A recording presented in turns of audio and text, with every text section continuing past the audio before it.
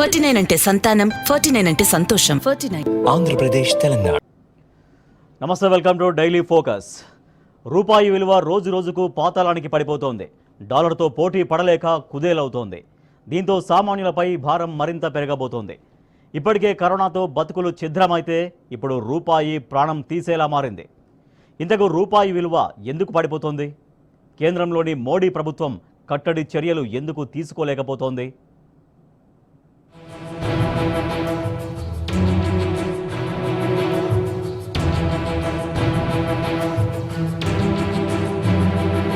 మన దేశ రూపాయి యుఎస్ డాలర్ ముందు ఢమాలంటూ పడిపోతోంది. రోజు రోజుకు మరింత బలహీనంగా మారి పతనావస్థకు చేరుకుంటుంది. ముఖ్యంగా 2014లో బీజేపీ ప్రభుత్వం అధికారంలోకి వచ్చినప్పటి నుంచి క్రమంగా రూపాయి ప్రాణం క్షీణిస్తూ బక్కపల్చగా మారింది. ప్రధాని మోడీ అవలంబిస్తున్న అర్థం పర్థం లేని ఆర్థిక విధానాలే ప్రధాన కారణం. తాజాగా inter bank forex market trading లో యుఎస్ డాలర్ పై రూపాయి మారకం విలువ చరిత్రలో తొలిసారి 80 దాటింది. చరిత్రలో కనీవిని ఎరుగని వేగంతో కరెన్సీ విలువ పడిపోతోంది.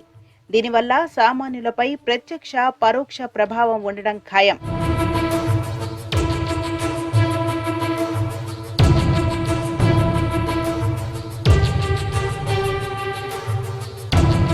పాల డబ్బా నుంచి మొదలు పెడితే పాండ్స్ పౌడర్ వరకు ఉప్పు పప్పు అంటూ మనిషి నిత్యావసర వస్తువులు, పెట్రోల్, డీజిల్ ధరలు ఆకాశాన్ని అంటడానికి ప్రధాన కారణం రూపాయి విలువ తగ్గడమే.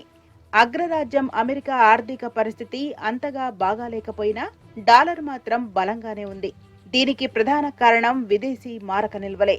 కానీ మన దేశ పరిస్థితి అందుకు భిన్నంగా ఉంది. కొన్నాళ్లుగా పెరుగుతున్న దిగుమతులతో విదేశీ మారక నిల్వలు తగ్గుతూ వస్తున్నాయి.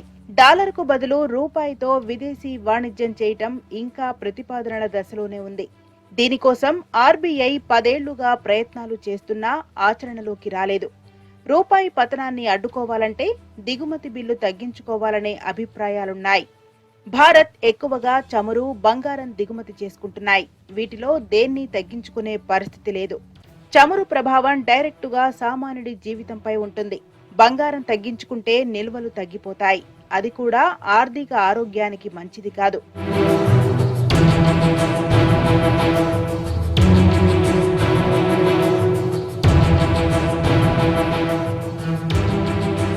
వరుసగా 6వ సెషన్లో యుఎస్ డాలర్తో పోలిస్తే రూపాయి విలువ రికార్డు స్థాయికి పడిపోయింది. అంతర్జాతీయ మార్కెట్లో డాలర్ బలపడడం, స్థానిక మార్కెట్ నుంచి పెట్టుబడులను ఉపసంహరించుకుంటూ ఉండడం, వాణిజ్య లోటు పెరగడం వంటి కారణాలతో యుఎస్ డాలర్తో పోలిస్తే భారత రూపాయి భారీగా క్షీణించింది. ఇదే పరిస్థితి కొనసాగితే సామాన్యులు, వివిధ కంపెనీలపై తీవ్ర ప్రభావం కనిపిస్తుందని ఆర్బీఐ దిద్దుబాటు చర్యలు తీసుకోవాల్సిన అవసరం ఉందనే అభిప్రాయాలు వినిపిస్తున్నాయి. బలమైన డాలర్, నిరాశావాద గ్లోబల్ మార్కెట్ సెంటిమెంట్ల మధ్య రూపాయి పతనమవుతోంది. దీనికి తోడు స్థిరమైన ఎఫ్ఐఐ అవుట్ఫ్లోలు, దూసుకుపోతున్న మాంద్యంపై ఆందోళనలు రూపాయిని దెబ్బతీస్తాయి.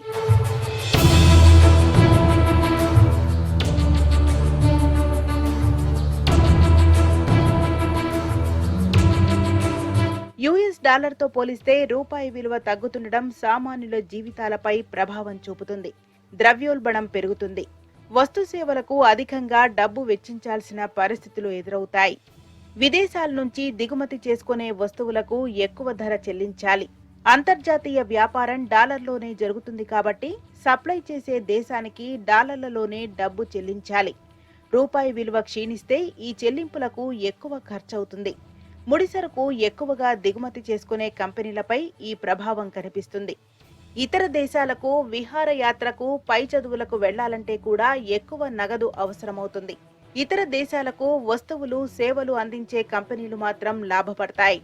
కరోనా మహమ్మారి, అంతకుముందు ఆర్థిక మందగమనం, ప్రస్తుతం ఉక్రెయిన్పై రష్యా యుద్ధం ఇవన్నీ రూపాయిని కోలుకోలేకుండా చేసి పతనమయ్యేలా చేశాయి. చరిత్రలో ఎన్నడూ లేని విధంగా 80కి పైగా రూపాయి విలువ చేరడంతో అన్ని వేళ్లు, విమర్శలు కేంద్రంలోని మోడీ ప్రభుత్వం వైపే వెళ్తున్నాయి.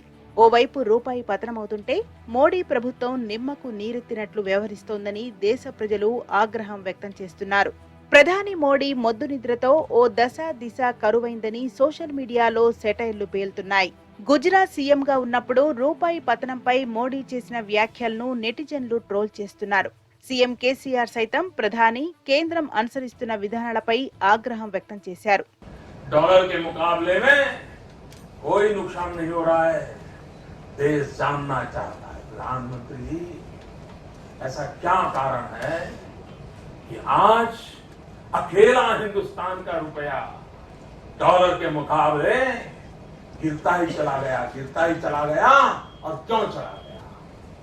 और मैंने साफ मांग की है, ये सिर्फ आर्थिक कारणों से नहीं हुआ है, ये आपकी भ्रष्ट राजनीति जो चली है दिल्ली से, उसका इसके अंदर बहुत बड़ा रोल है.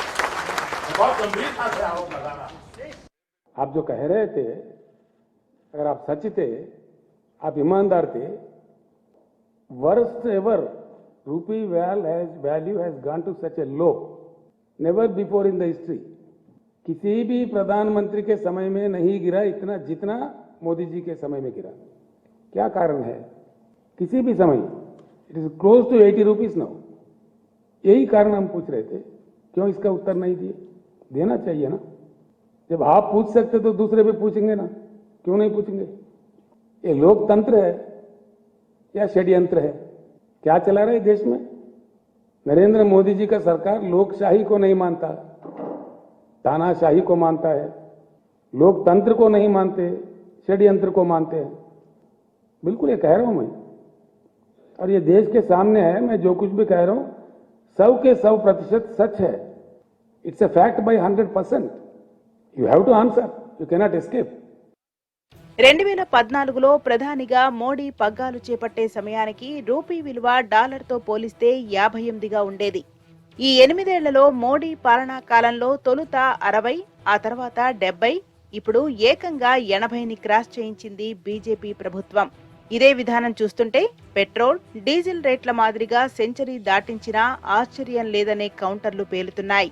ఇటు అమెరికాలో ద్రవ్యోల్బణం 9% దాటడంతో ఫెడ్ 75 బేసిస్ పాయింట్ల కంటే ఎక్కువగానే వడ్డీ రేట్లు పెంచవచ్చన్న అంచనాలు ఏర్పడ్డాయి. దాంతో రూపాయి విలువ మరింత క్షీణిస్తున్నదని వాదనలున్నాయి.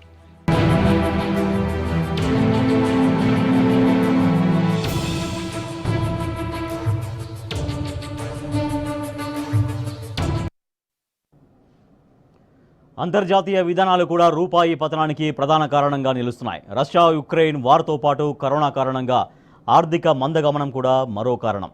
వీటన్నింటికి తోడు కేంద్రం అనుసరిస్తున్న మూస పద్ధతులు రూపాయి విలువ పడిపోవడానికి అతిపెద్ద కారణమనే ఆరోపణలు ఉన్నాయి.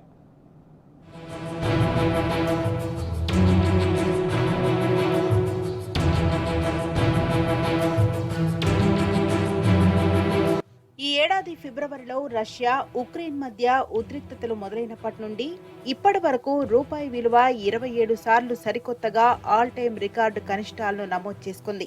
కేవలం ఈ నెలలోనే 6 సార్లు కొత్త రికార్డు కనిష్టాలకు పతనమైంది. ఈ ఏడాది ప్రారంభంలో 74 వద్ద ట్రేడ్ అయిన డాలర్ రూపాయి మారకం రేటు గడిచిన 6.5 నెలల్లో 80కి చేరింది. అనగా ఈ ఏడాదిలో రూపాయి విలువ 7% పైగా క్షీణించింది.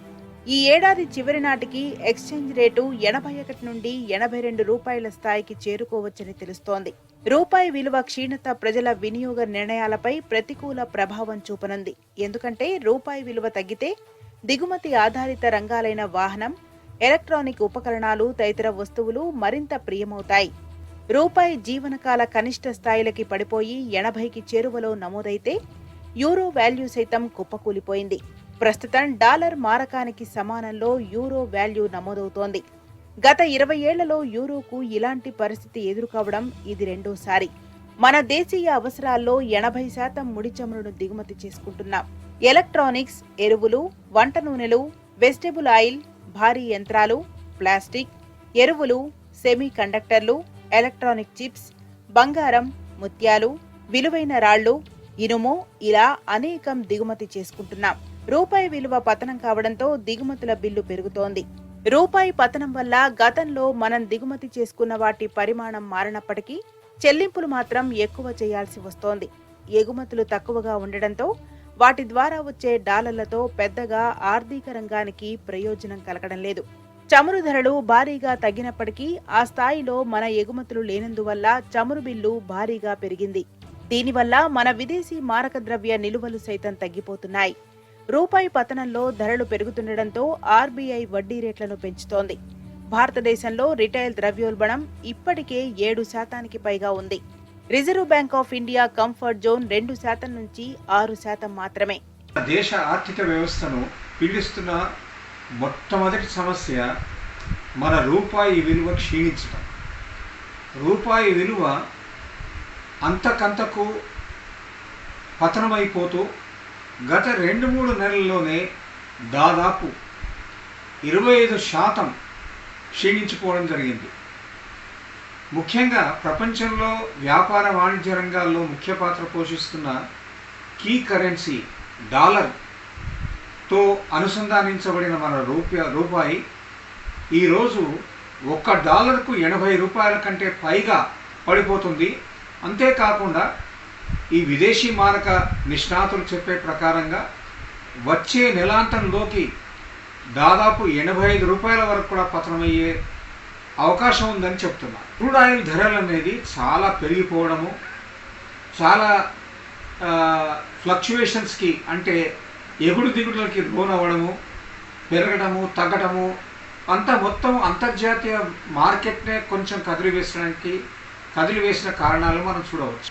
ఇంకో ముఖ్యమైన విషయం ఏమిటంటే ఉక్రెయిన్ రష్యా యుద్ధం అధిక ద్రవ్యోల్బణం కారణంగా ఇన్వెస్టర్లకు కూడా ఇబ్బందులు ఎదుర్కొంటున్నారు. రూపాయి పడిపోవడం, దిగుమతి రంగాలకు ఖర్చులు పెరగడం, వాటి ఆదాయాలకు గండిపడడం లాంటి పరిణామాలు ఎదురవుతున్నాయి. అమెరికా డాలర్ను విక్రయించేందుకు ఎస్బీఐ తదితర ప్రధాన బ్యాంకులు ఇప్పటికే 80కి పైగా కోట్ చేస్తున్నాయి.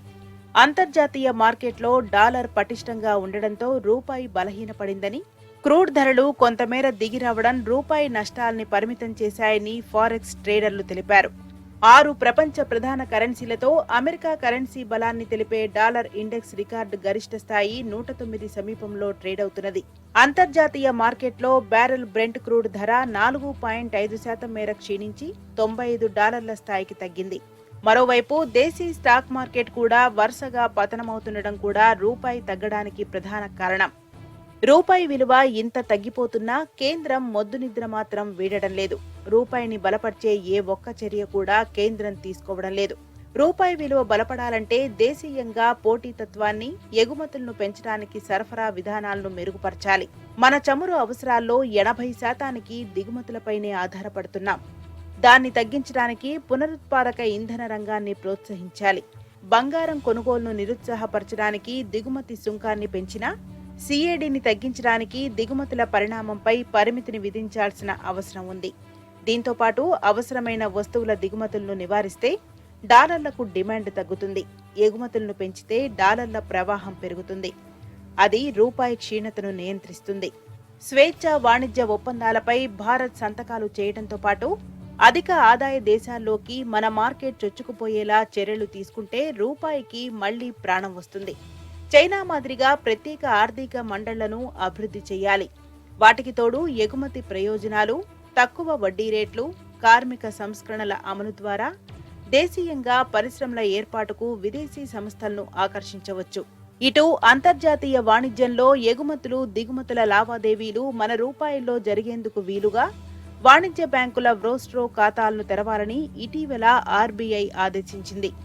దానివల్ల డాలర్లు అవసరం తగ్గి రూపాయి బలపడే అవకాశం ఉంది. లేకపోతే భారత్ కూడా పాకిస్తాన్, శ్రీలంకల దివాళా తీసే పరిస్థితి ఏర్పడే అవకాశాలు ఎక్కువగా ఉన్నాయనే ఆరోపణలు వినిపిస్తున్నాయి.